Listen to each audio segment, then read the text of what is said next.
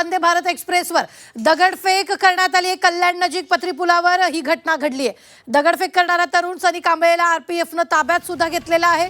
हुल्लडबाजी करण्यासाठी सनी कांबळेनं कृत्य केल्याचं समोर आलेलं आहे। आताच्या क्षणाची ही सगळ्यात मोठी बातमी आपण पाहतोय। दगडफेक कल्याण नजीक करण्यात आली आहे। पत्री पुलाजवळ ही घटना घडलेली आहे। दगडफेक करणारा तरुण त्याला अटक करण्यात आलेली आहे।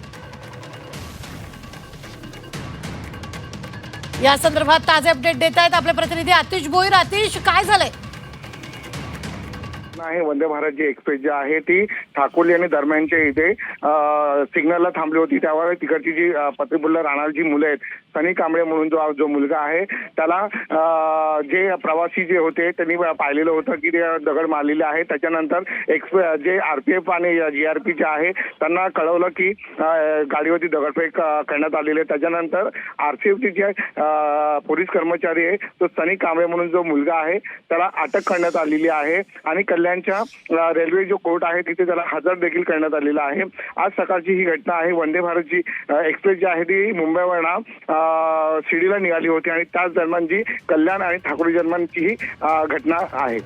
निश्चित धन्यवाद आतिश ताजे अपडेट देण्यासाठी। मात्र आताच्या क्षणाची सगळ्यात मोठी बातमी आपण पाहतोय। वंदे भारत एक्सप्रेसवर ही दगडफेक करण्यात आलेली आहे।